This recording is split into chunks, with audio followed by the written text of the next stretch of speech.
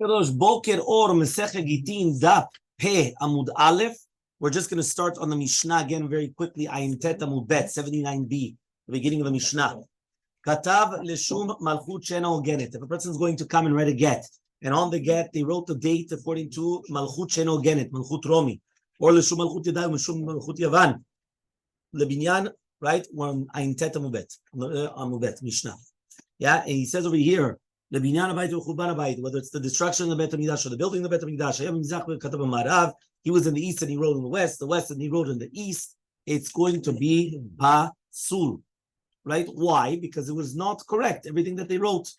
Then he says, so now, if it's going to become Pasul, so the woman has to come out from both husbands. She needs a get from both husbands. She doesn't get not a ketubah, not fruits, not parnasa, not blood, not clothing, not in each and every single one of the two husbands. If she took from the two husbands, she has to give it back. Now she has a child, right? After she got married to the second one, it's a mamzer from it doesn't matter which one, it's going to be a mamzer. If they are Kohen, they can only become a tamet to her, right? When she dies. They're not going to be zocher, not in whatever she finds, not in her parnasa, not in a farat nadarim. Hayta bat Yisrael, if she's a bat Yisrael, which is not a Kohen, right? Nivselet min kiuna, she becomes prohibited to get married to a Kohen. Bat Levi, Pei Amud Aleph on the top. If she's a bat Levi, min maaser, she's going to be prohibited to eat maaser, right? Bat Kohen min truma. If she's a bat Kohen, she's not allowed to eat truma. None of the Yoshim, not from the first husband and second husband, get her ketubah. Vimetu, if the husbands die, they can only do chalisa and not ibum. Okay, this is where we're starting this morning actually, because last night we already did this Mishnah. Shina shemo ushma, shem iro v'shem ira. What happens if the sofer changed his name or her name, the name of his city or the name of her city? Right, what we just mentioned. That means everything's pasul also as well. So look how important it is, her name, his name, and the name of the cities. Right, mamash, very important. Okay? Kol arayot she'amru, any type of the 15 arayot that we mentioned in Yevamot, that they said, tzarotem utarot, halchu atzarot ha'elu v'nisu, if they went and they got married, v'nimtzeu, right, ailonit, and this one became an ailonit, everything, they have to take a divorce. Why? Because if right now the other one was an ailonit, it wasn't a good marriage. So the tzara, which was a co-wife, which was permitted, was not really a co-wife, because really be'emet, meaning that she wasn't really permitted, because the other one was an ailonit, so that wasn't a good marriage. So she was 100% married to her husband, so she does not become permitted, right, without the yibum and all these things. So therefore, it's tetzeh mizev and everything that we mentioned, right, above. Hakoneset ivimto, somebody that comes and does yibum to zivama, yeah, and valchat tzaratav niset leacher. The tzara went, she got married to somebody else. But he said zu shaita ailonit, and then the one that she did the yibum was an ailonit. The same thing. Again, it gets divorced. Why? Because since he did the yibum to this one, he exempted the other woman. But the one that he did yibum to was an ailonit, so it wasn't a good marriage. So therefore, the other woman went free when she wasn't supposed to, because she had to do the yibum. The other one was an ailonit. There was no yibum for an ailonit. So therefore, she got married to somebody else. She has to get divorced from that person and everything that we mentioned until now. Katav sofer. If the sofer writes get leish v'shovar leisha, the get to the man and the shovar to the woman, the ta'an, he made a mistake. He gave the get to the woman and the shovar to the ish. The shovar was like the receipt that he paid the ketubah. So he switched it. Instead of giving the get to the man to give to the woman, he went and gave the get to the woman and the receipt to the man. So what happens, right? So he says over here, they switched it. And then afterwards they realize a mistake. Because the man has the get and the woman has the shovar. That means they realize something went wrong here. they did a flop. They did a, yeah? So what happens? Right? He says, everything again. She gets divorced from both and all the stories again. So these are all stories and mamash, like, you better pay attention to what's going on. Because if not, think about it. She has to get divorced from both husbands. The children mamzerim. The no ketubah from either of them. No, like we're talking about, not simple ramifications. Rabbi Lazar says, no. If the get came out of the hands of the husband and the woman has a shuvar and it happened immediately, ends a get, it's not a get. Okay? So then that's true. But if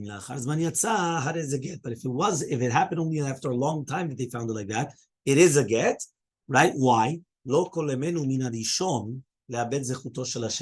Because she cannot come and make the shani come and lose the zechuyot, which means maybe she be'emet did come and get the get, and maybe be'emet he went and he did like a flop. He did not a flop, a swap. That the husband came and he switched it in order to put her into a problem. So he went, he paid somebody, she has the get, switch it with this piece of paper. And all of a sudden, after 2-3 years, she doesn't have the get. She's but I got the get. So no, look, you have the shovar. So he says, no, we don't believe, he doesn't have the power 2 years later or whatever it is later to come and start swapping things and then saying, you know what, maybe she never got the get, and then it's a big problem. Okay? Fine. Gemara. Hey, Amud Aleph Gemara. Okay, clear until here? Yes. Okay. Says the Gemara. My malchut she'eno genet. What does it mean that we're talking about that they wrote the date according to malchut she'eno genet? So he said malchut Romaim, the Romans. Why is it called malchut she'eno genet? They don't have their own scripture, their own, like how you write, and they don't have their own language. It comes right from the other people, right? It comes from others. So Amarullah Ula says, why do we have to write down according to the years of the malchut and the Gittin? So answers the Gemara, Shalom malchut, because Shalom malchut. Meaning, why do you just write down? Nowadays also we write down B'riyat HaOlam, from when the world was created, 57, 83. You understand? That's it. We're not going to start writing down. Okay. So he says, Umishum Shalom malchut tetzeh v'avlan mamzer. Ask the Gemara, I don't understand you. If it was because of Shalom malchut, you're going to tell me now that she has to get divorced and the child is a mamzer? Like Ribono Shel Olam, mitzad the Torah, this get is a kosher get. So now, because you want to make Shalom Malchut, so now you're going to say, no, they made a mistake. They put it according to the Malchut Rami, and therefore get divorced, and therefore this. How does that make sense? Answers, yes. Rabbi Meir, this our Mishnah, remember, Stam Mishnah, Rabbi Meir. And Rabbi Meir goes according to his reasoning. Rabbi Meir, it says Rabbi Meir, anytime that you would come and you would change from that which the rabbis do in Gittin, the child is a mamzer. So therefore here, the fact that they changed from the concept of how the rabbis do it, you're right, technically speaking, you're going to tell me, well, yeah. No. If they came and they made protocol and you change from the protocol, doesn't work. Doesn't work. Okay? Fine. L'shem Malchut Yavan. They wrote it from Malchut Yavan. Says the Gemara, utzricha. And you need it. Why? Why did I need to mention also Malchut Romi and also Malchut Yavan? He says the Yashmi Malchut She'eno Genet. But was going to be written only Malchut She'eno Genet Mishum Demlicha, because they're still there. Aval Malchut Madai Malchut Yavan Madav Ava. It was in the past. Meaning, at least you would have thought Malchut Romi, they're still kings. So if they were still the kings and they were still over them, so it makes sense. But Malchut Madai Malchut Yavan was in the past. It was history. That's like you're going to start writing down about Mitzrayim. Chazak u'Baruch. So that's why you have to write it down. But if it's going to be written on Malchut Madai Yavan, Mishum de Malketavu, because they were kings. Aval Binyan Abayit, but the construction of Bet HaMikdash, there wasn't a kings.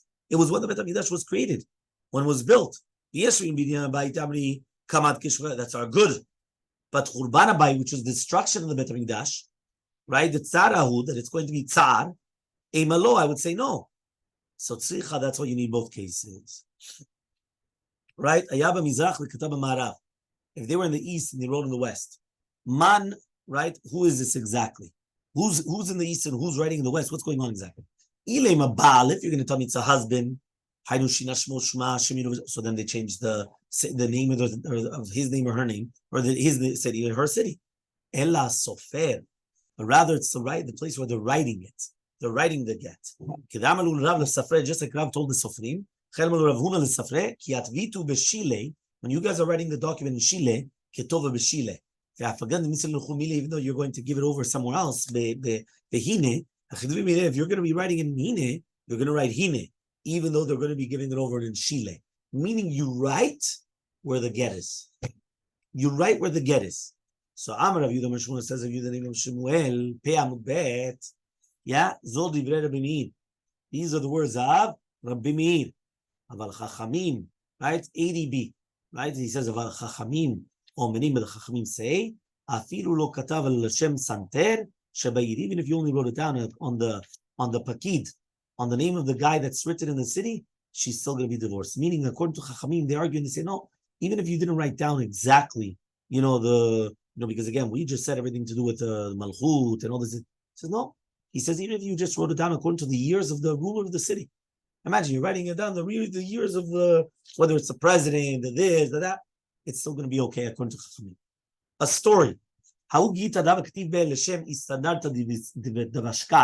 was a get that was written according to the years of a Moshe La'id, Bashkar. Shalach Rav Nachman bar Rav Chasta lekamed Rabba. So Rav Nachman bar Rav Chasta came and he sent it in front of Rabba. Ki agavna mai. What is the halacha in this case? Shalach lei, he came and he sent him, beha, in this case, afilu Rabbi Meir modeh. Even Rabbi Meir is going to be modeh. My tama, what's reasoning? Me'ota malchutu. Because it's a same malchut. Okay? Umay shna mi santar shabai. So what's the difference then? The santar shabai that Rabbi Meir is going to argue. He says, hatam zila lu'minta.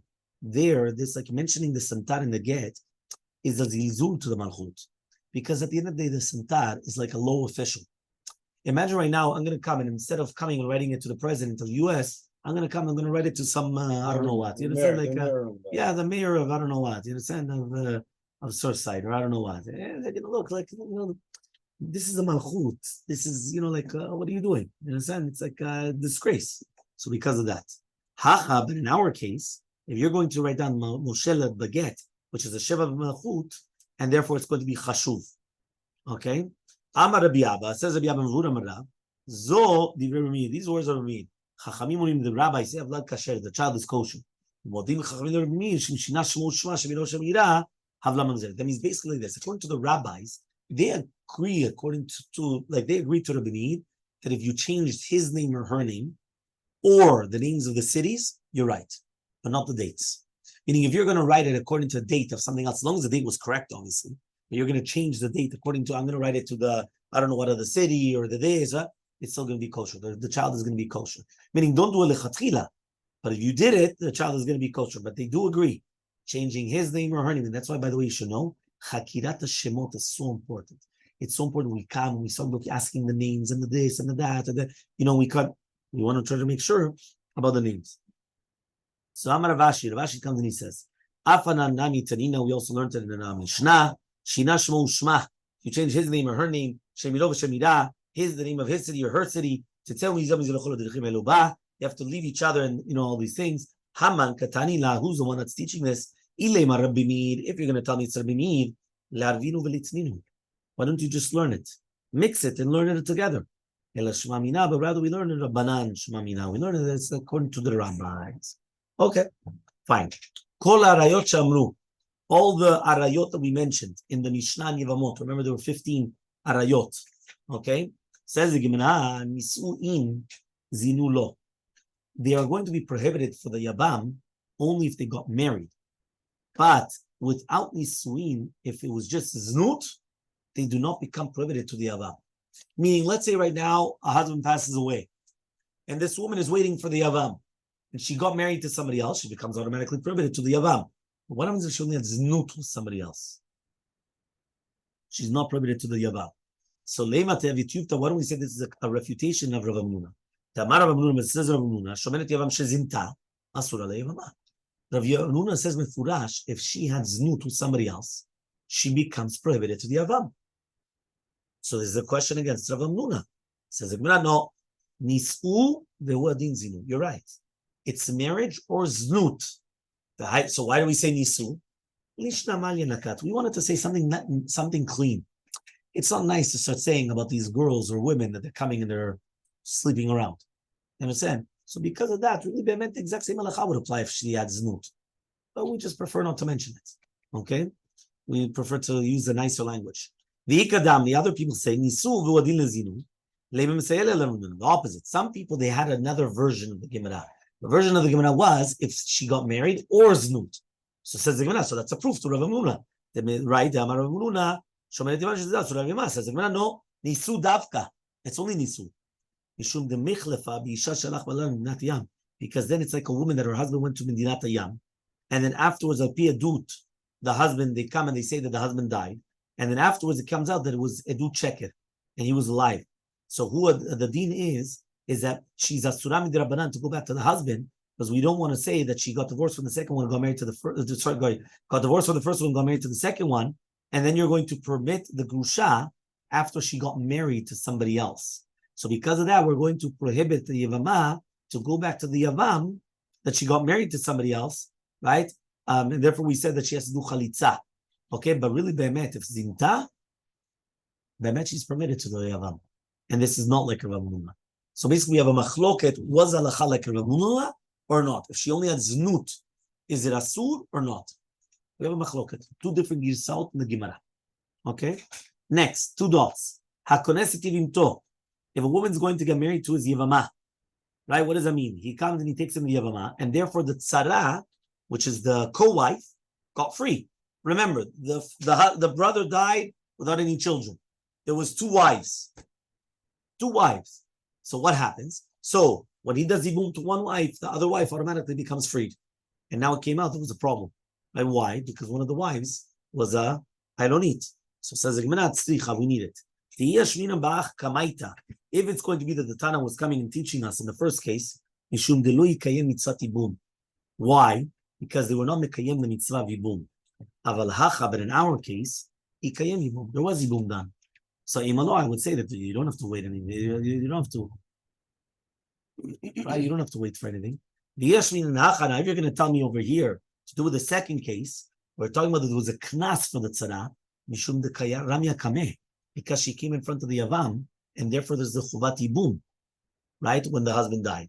And therefore, since it was already cheskat surah lashuk, she had to wait until to make sure that the other one was not an ilonit. Aval hatam, but in the case of tzarat erva, she never came in front of the yavam, right? Because tzarat ervahi. Elmaleh, I would say no. So tzricha, that's why we need both cases. Meaning this. Remember, there were two cases in the Mishnah. The first case of the Mishnah was, right, is that the husband dies, right? And now what happens is that the tzara immediately, since it's tzarat erva, meaning this woman, let's say, was an erva to this brother. Why? Let's say it was two brothers married to two sisters. One brother dies. That brother cannot get married to the sister. It's his wife's sister. So the other tzara, the co-wife, is also exempt. This is called tzarat erva. But what happens if that erva, meaning the sister-in-law, is it's his wife's sister, is an ilonit? So now she's problematic. So now the other one had to get married to this one. So therefore, it's problematic. Or what happens in the second case? The second case is that it's not tzarat erva. Second case was, or this is actually the first case. I mixed up the order of the case. It doesn't matter. Right? What was the case? The case is that he comes, the brother dies, the two wives. This guy comes and he gets married to one of them. The other one automatically becomes exempt. This one that became exempt, she should have waited because she fell in front of the yavam. She should have waited to make sure that this woman was not an ilonit.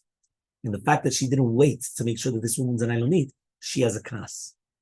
In the first case, none of them fell to yibum because it was tzarat erva. None of them fell to yibum. She automatically was exempt because it's tzarat erva.